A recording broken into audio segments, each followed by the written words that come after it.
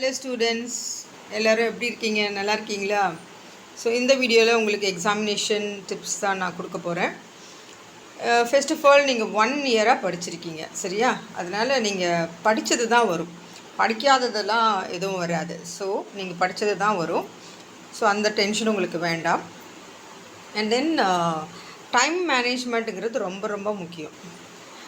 அதாவது நம்ம சரியாக டைம் மேனேஜ் பண்ணாமல் ஸ்டார்டிங்கில் டைம் ரொம்ப வேஸ்ட் பண்ணிவிட்டு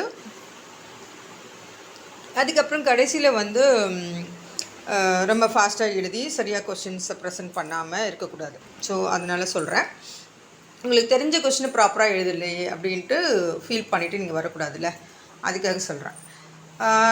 chemistry question paper section A வந்து 16 MCQs இருக்கும். ஸோ இதுக்கு நீங்கள் எவ்வளோ டைம் அலாட் பண்ணலாம் அப்படின்னாக்கா, ஒரு ஆஃப் அன் ஹவர் கம்ப்ளீட்டாக அலாட் பண்ணாதீங்க. ஆஃப் அன் ஹவரில் கொஞ்சம் ஒரு 5 மினிட்ஸ் 10 மினிட்ஸ் மிச்சம் பிடிக்கிற மாதிரி பார்த்துக்கோங்க. ஸோ செக்ஷன் ஏ முடிஞ்சிருச்சு. அதுக்கப்புறம் செக்ஷன் பியில் வந்து 2 மார்க் கொஸ்டின்ஸு 5 இருக்குது. ஸோ இதுக்கும் அதே மாதிரி தான். So not more than half an ஹவருங்கிறது ரொம்ப ஜாஸ்தி இதுக்கு. ஏன்னா 3 மார்க் கொஸ்டின்ஸ் வந்து 7 இருக்கும். ஸோ அதுக்கு கொஞ்சம் டைம் கொடுக்கணும். அதனால் இப்போ இது 3த்தையும் சேர்த்து செக்ஷன் ஏபிசி 3த்தையும் சேர்த்து 1.5 ஹவர்ஸ்க்கு மேலே போகக்கூடாது, சரியா? அதுக்குள்ளேயே முடிச்சுக்கணும். ஒரு 15 மினிட்ஸ் சேவ் பண்ணால் கூட ஓகே. ஸோ தட் உங்களுக்கு செக்ஷன் டியில் 4 mark questions 2 case based. So அதை ரொம்ப அந்த பேராகிராஃபை படிச்சுட்டே ரொம்ப நேரம் டைம் வேஸ்ட் பண்ணாதீங்க. அதோடைய கொஸ்டின்ஸே உங்களுக்கு தெரிஞ்சு தான் இருக்கும், சரியா? அதனால் கொஞ்சம் ஃபாஸ்ட்டாக கோத்ரூ பண்ணிவிட்டு ஆன்சர் பண்ண பார்க்கணும். அண்ட் 4 மார்க் 2 கொஸ்டின் இருக்கா, அப்புறம் 5 மார்க் கொஸ்டின்ஸு 3 இருக்கும். So section D and then E இதுக்கு மோர் தென் 1.5 ஹவர்ஸ் உங்கள் கையில் இருக்கணும். ஸோ அந்த மாதிரி பார்த்துக்கோங்க. நல்ல நீட்டாக ப்ரெசென்ட் பண்ணணும். சும்மா ஸ்க்ரிபிள் பண்ணிவிட்டு சரி அவங்களுக்கு சரியாக தெரியாது மார்க் போட்டுருவாங்க அப்படின்னு நினைக்காதீங்க. நல்ல நீட்டாக ப்ரெசென்ட் பண்ணால் தான் அவங்களுக்கு மார்க் போட தோணும். அதனால் ப்ரெசன்டேஷன் வந்து ரொம்ப ரொம்ப இம்பார்ட்டண்ட்டு. அதே சமயத்தில் ஸ்லோவாக எழுதக்கூடாது. டைமை கவனிச்சுக்கிட்டு நம்ம அதுக்கேற்ற மாதிரி ஆன்சர்ஸை கொடுக்கணும். கொஸ்டினுக்கு ஏற்ற மாதிரி ஆன்சர்ஸ் கொடுக்கணும். ஒரு கொஸ்டின் சூஸ் பண்ணிவிட்டு பாதியில் எழுதிட்டு பாதி வரைக்கும் எழுதிட்டு அடிச்சுட்டு திருப்பியும் அடுத்த கொஸ்டினுக்கு போகிறது, அந்த மாதிரிலாம் கன்ஃபியூஸ் பண்ணக்கூடாது, சரியா? அதனால் உங்களால் முடியாதது எதுவும் இல்லை. நல்லா பண்ணுவீங்க. ஸ்கூல் டைமில் நல்லா பண்ணால் கூட பரவாயில்ல, பப்ளிக் எக்ஸாமில் நீங்கள் நல்லா பண்ணிடுவீங்க.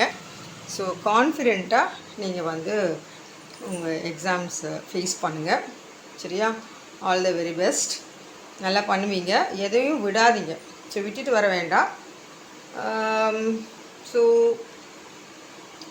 கொஞ்சம் டைம் உங்களுக்கு மிச்சம் இருக்கணும் கடைசியில். ஸோ தட் அந்த டைமில் உட்காந்து லைன்ஸ்லாம் போட்டுட்ருக்காதீங்க. மெயின் திங், மறுபடியும் ஒரு தடவை எல்லா கொஸ்டினும் அட்டென்ட் பண்ணிங்களா, 2 மார்க்ஸ்லாம் ஒரு தடவை பார்க்கணும், 1 மார்க்லாம் ஒரு தடவை கரெக்டாக நீங்கள் ஆப்ஷன் செலக்ட் பண்ணிக்கலாம் அப்படின்ட்டு கோத்ரூ பண்ணணும். முடிச்சாச்சு சொல்லிட்டு அவசர அவசரமாக கொடுத்துட்டு நான் தான் ஃபஸ்ட்டு வெளியில் வந்திருக்கேன் முடிச்சிருக்கேன் அந்த மாதிரிலாம் ஃபீல் பண்ணக்கூடாது. உங்களுக்கு கொடுத்துருக்க எல்லா டைமும் நம்ம வந்து யூட்டிலைஸ் பண்ணணும்.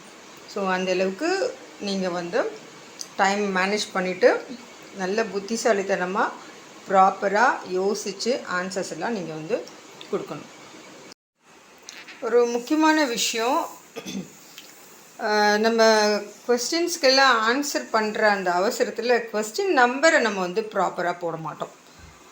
அது கொஞ்சம் கவனமாக நீங்கள் செய்யணும். அதாவது ஒரு கொஸ்டின் நம்பர் 17 எழுதுறீங்க, சரியா? அதுக்கப்புறம் 18, அதுக்கப்புறம் 19 ஆர்டராக எழுதுங்க, அது நல்லது. ஏன்னா திருத்துறவங்க கொஞ்சம் கன்ஃபியூஸ் ஆனாங்கன்னா உங்களுக்கு சரியாக மார்க் போட மாட்டாங்க. எப்போ கன்ஃபியூஸ் ஆவாங்க, நீங்கள் 17 8 20 எழுதிட்டு அப்புறமா 19 எழுதிட்டு மாற்றி எழுதும் போது கன்ஃபியூஸ் ஆகிடுவாங்க. அந்த மாதிரி பண்ணாதீங்க, ஆர்டராக எழுதுங்க, எல்லா கொஸ்டினும் அட்டென்ட் பண்ணுங்கள்.